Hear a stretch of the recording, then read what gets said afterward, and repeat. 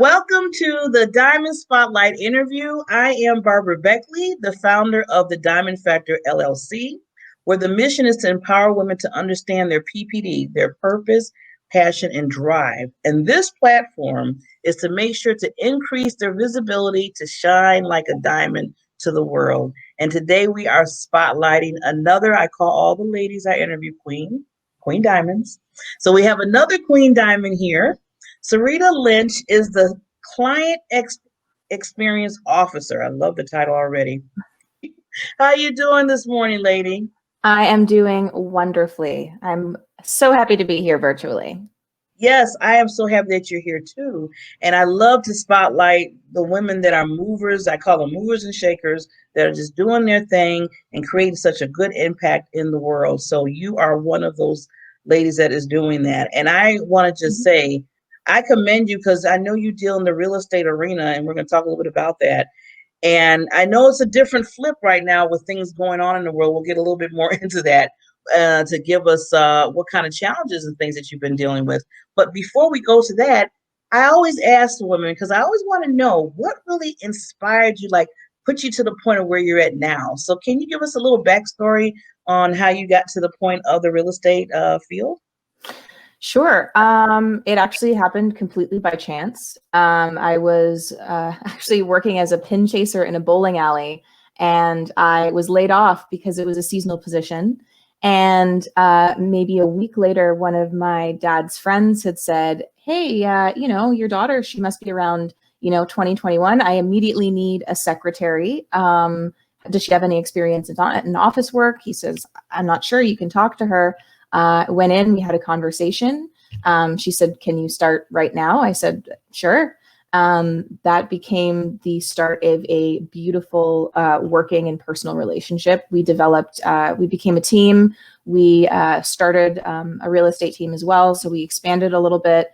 I started off working just in, assistant work, just trying to fill in wherever I could in terms of, paperwork and such like that.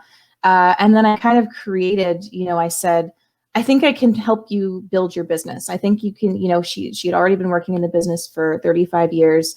And I said, I'm a younger person coming on, I think I was just 21 at that time. And, I said, "I think I have some ideas that can help with this." And I just started, creating video content, doing everything myself, to the point where I had a busted tripod with a wooden leg that I had that my parents used for me growing up for my home videos, put a little bit of an eraser in that blue sticky tack tape underneath, put my phone in it, and I started recording. And I kind of just, there was no limits. If we didn't have a budget, I'd try to find something for free that we could use, or, trying to make the best of what we did have. And, we started developing social media marketing, and people were kind of starting to become impressed with the change in what they saw from, her previously working alone. And, I think the importance of that is building a great support system. I'm very much I've never really liked to be at the forefront of things. I always kind of like to be in the background, helping people out, kind of like a puppeteer. And when I ended up moving to Ottawa, which is where I currently live now, I had wanted to continue working in some sort of administration field, again, a support system, a support role. And I had asked around the brokerage, and they said, "You're a wonderful worker here." At that point, I was working with my team. I was also working with other agents in kind of like an IT capacity, as well as kind of a marketing consulting. Then I started working as the receptionist for the front desk for there. I was working as a broker's deal secretary as well. So I had, like 3 or 4 jobs within that one company. And then when I was moving to Ottawa, I had asked, I said, "Does anybody have connections?" They said, we do. We have connections with the Coldwell Banker First Auto Realty brokerage in Ottawa. And I said, "Perfect." The next day I get a call, and they said, "Yeah, funnily enough, there's a younger agent who is just breaking onto the scene, and he needs an assistant. And we recommended you. So I went to Ottawa, had my interview, amazing interview, loved it. We connected immediately. And that's how I started working with Nick. That was about 5 years ago now. So I've been working in real estate for about 7.5 years, or was it 7.5 years? No, sorry, 6.5 years, because it's, yeah. Anyway, Still, I'm not, oh my not God. great, not great with math, especially this early in the morning. But yeah, I started working with Nick, and it started off kind of just doing more of before I was doing a lot of just like paperwork and stuff. The development, the business development was kind of on the back burner. And, I kind of said, hey, well, why don't we focus on social media marketing? What do you want? What is your vision for your brand? He said, just expanding exposure and experiencing the difference. And I said, perfect, we can do that. So ever since then, we've kind of just been growing, almost exponentially in terms of, our clientele and our exposure rates. And, as it said in my bio, I'm more of again, support, and I like to see the clients getting what they deserve and what the home deserves. And I think the important part of that is putting yourself in the client's perspective, putting yourself in a user's perspective. When it comes down to website design, which is something partially of what I do, making sure that the buttons are accessible, making sure that they're in a color that doesn't blend into the background for those who can't, who have visual impairments, or, having things that can be read out in terms of SEOs and metadata text. Like it's to the little things that some people would, just put it up, it's fine. Well, it's not fine. How are we going to get the best, out of it, the most that we can suck out of that, the wetness that we can suck out of that stone to promote, us, our values, Nick himself, me, myself, etc. I love, Serena, how you said about, the little things matter. And you are so right, because I've been this last few years, I've been really getting more into the social media coaching side of what I do, because I love to really, really give women that exposure. And I said, well, social media is here and it's always increasing and getting bigger and bigger. And like you said, the little things, people, some people be like, oh, that button. I'm like, that's a big deal. And I'm glad that you look at those little things. And you mentioned, I love how you say, you put yourself in the client's shoes and ensure that everyone is getting a good experience. So I'm loving that philosophy that you have. And I feel like I wish a lot of other people that dealt with people just in individual services and products would think that way, because sometimes people don't. they don't like, because like I said, you always got to step in the shoes of the client to see, okay, what are they seeing? What's going on with them? Because we get sometimes caught up in ourselves. We don't think about, okay, what is the client really dealing with? And let me see what their eyes are looking at. So can you give us an example of how you do? I know you gave us an example about, looking at the little details, but what other example can give the listeners about that philosophy? So I think, again, when I was signing on with Nick, one of his, catchphrases was experience the difference. So in experiencing the kite team difference, as I said, I think it's important that people understand that we put the clients first. We do the best that we can in trying to figure out what kind of services they need by what, they're telling us. And again, kind of asking a lot of questions. I was actually thinking tonight we have an event. Every year we usually have a client experience party, so a client appreciation party. So every year we invite all of our clients, refers. We're a referral-based business. We work about 93% on referrals. We have all of our clients over at usually a hall. So we're supporting local as well. And we have, free drinks, free food. We have all types of different, really great, pizzas, sushi, all types of things, because we like to have the clients know that they're appreciated. So we have this usually in November. Tonight is our party for this year, but due to the coronavirus pandemic, we said, let's do something a little bit different. We want our clients to know that we're not doing things recklessly. We're still taking care of you, and we want to do things safely, but we still want to appreciate you. So we kind of came up with this idea of how about we have a pizza party pickup. We have a tent outside with, heaters and everything, so everybody's distanced properly. We have, our hand sanitizer, washing down station, everything. We're going to be having individual pizzas made for each household for our clients. So yeah, beautiful wood-fired pizza. If you were here, we'd invite you as well. I know. This is when I want to go to Canada. Well, I've been wanting to go to Canada for the longest, but this is good. Well, perfect. Come visit us next time. Yeah. But yeah, so we decided to have a little bit of a pizza party instead, making sure people felt safe, making sure that people knew that we were wearing masks, that we had hand sanitizer, that they should be wearing masks when they're approaching us. Everything's again outside, so that's better. Everything again is distanced and everything is individual. So there's no, added cross contamination. And we decided, well, what do we do? A lot of people were kind of canceling their parties, their Christmas parties, etc. And we said, no, we still want to be able to appreciate our clients and do something for them. We tried to make it so that the incentive was good enough, because he said, what happens if it snows today? Are people still going to be wanting to come out to get something if it's something very small? Every little detail we have to think about, the importance of it. And we were thinking, we might not get as many people as we usually do, because we get usually 100 and so people who show up to our indoor parties.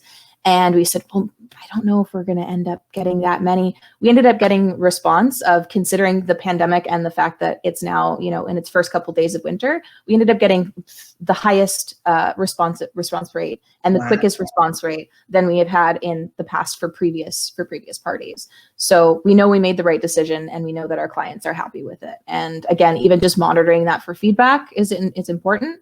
And, we said, why not, if, you decide to come out and grab your pizza and, say a little bit of a hello, you're also entered into a raffle to win a free Google Home as well. So, it's all about gifting things to people and showing our appreciation. And like I said, and by doing it in a very sometimes minimal way. We always have different pop buys where we, even this past year in our Thanksgiving in October, every year we have a Thanksgiving, like a thankful giving party. So basically what we do is we order apple and pumpkin pies. We have a pickup in office. This year we did it a little bit differently, again with Corona, but before we serve apple cider. You come in, you pop in, you grab your pie, we talk, we have a good conversation, see what you're getting up to. And, something little, simple, stop by on your way home from work and, enjoy a pie that we, for your supporting our business and referrals. And I think, again, little tiny things to make people feel appreciated. Yeah, it's the really, like you said, Serena, it's the personal touches that you've put there. And then even because the next day I was going to ask a little bit about is, with the new norm, with the whole, pandemic, everything, how you've been dealing with that within the industry you're in. But you gave so many good examples. I mean, I'm loving how, you're like, okay, this is not going to stop us from really appreciating the customers, the clients. And, by having them come in with a little pizza and all that, and still saying, hey, we're here for you. We're thinking about you. And then, with the whole thing with you talked about the pie. I love apple pie. But, and with that too, and then still having them come and just showing, that you're thinking about them. And that's why I always tell people, I said, it's those little personal touches that keep a client coming. And then they always will tell somebody else. The word of mouth will come in how you treat them. So, with this whole pandemic and everything, I think all of us had to get more creative if they weren't. I know myself, I always say I could, get things done and work and stuff, but the creativity was just a little bit, and I was like, I think we all had to boost ourselves up to say, okay, you got to think of something new. There's some new things you got to do. So I'm glad that you were able to do that. Now, I was also wondering, can you share like one attribute you would recommend someone if they want to get into the business, the industry that you're doing, of real estate and, the customer service? Incredible drive. You have to be, I think there's a misconception. I think a lot of people, even in my daily life, I've had any, I've said I've worked in real estate for, for quite a few years now and whatever. And a lot of people say, well, you're not an agent though. So do you want to become an agent? And I said, I like to work in a support capacity. I'm kind of more calm and reserved, and I do love to get to know people and do that sort of stuff, but I like to sit in the back and kind of motivate the person that I'm working with. I think that's my strength. I could totally be doing something different, but I don't think it highlights my strengths. And that strength is the incredible. I'm not saying that I'm not a driven or motivated person, but the amount that it takes a different type of personality. You have to be that type A, that everything in your day is scheduled to the T. You need to be on. You have to be able to compartmentalize. It's, if you're having a bad day, that's too bad, because you have 6 showings that you need to be on for. And for some people, and that is totally understandable and totally fair, and which is why I kind of take a step back in that is very difficult, and not everybody is suited for it. You can put yourself a square peg into a circle, but it's not going to fit, right? And I think that some people need to understand, like, okay, does my person, in order to be, anybody can be an agent, but in order to be somebody who is successful, I know the people that I have worked under, and like I said, I was working with somebody who was in the business for 35 years. She knew what she was doing. And there'd be sometimes I would, be signing paperwork and stuff and bringing it to her house at like 11:30 at night. And she's still picking up the phone. Yep, no problem. You want to see a showing at 5:30? Yeah, I got it scheduled. Let's go. Where do you need to meet me? Or picking up new clients. And she's always at the, the grocery store. Oh, here, I see you're buying stuff for your house. I sell houses here. Like different types of marketing techniques that sometimes it works for you, sometimes it doesn't. But again, it's the personality, and people are drawn to that. And it's that, like I said, that drive, I would say this, whatever your values and your morals and everything are, try to make sure that they align with your personality, so that everything is kind of a little bit easier. When people see you, it's almost like they know you already. And I think that allows people to have the choice to, again, and who they're connecting with, especially when it comes to, a real estate professional. You don't want to be working with somebody that you don't jive with, or who doesn't have your best interest at heart. And I think being able to know who that person is right off the bat, and know that they're a driven person, and know that they're going to be taking care of you, I think is paramount.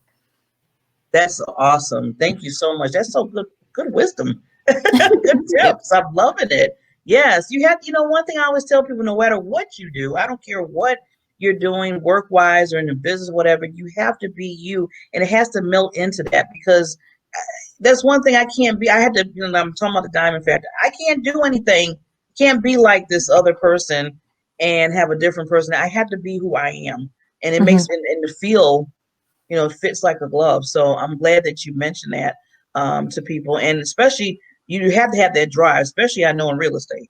You got to, I mean, that's just like a an ongoing, process that you got to just be, on it. So there is never a break. Never a break. It's like, even during the global pandemic, there is never a break. Is that what you said? You're so fascinating. So thank you, Queen, so much for, allowing me to spotlight you today and what you do. You're amazing. I'm just loving every minute, and you encourage myself. You inspired me today, and I know you inspired so many other listeners that are on. So I truly wish you continuous success in what you do, your business and in your personal life. And for those of you that are listening, please join us for another special episode of the Diamond Factor Spotlight. And you can join us at the Facebook community under Diamond Factor Experience. And if you wish to be spotlighted, just text me, messenger me, and we can get you on the schedule. Just like this wonderful queen today inspired us and told us about her passion and her drive. So with that said, I always tell people, remember that you have that special gift, talent in you. And I call that the diamond factor within you. So make sure that you push yourself forward in that, because, we only live one life, and we should love what we do, just like Serena said. And moving forward in that, make sure you not only shine within yourself, but you shine for others too, because they need your gift as well. Thank you, Queen, for coming Thank on you the so much Diamond for having Spotlight. me. Appreciate you so much, and you take care. Thank you. You as well.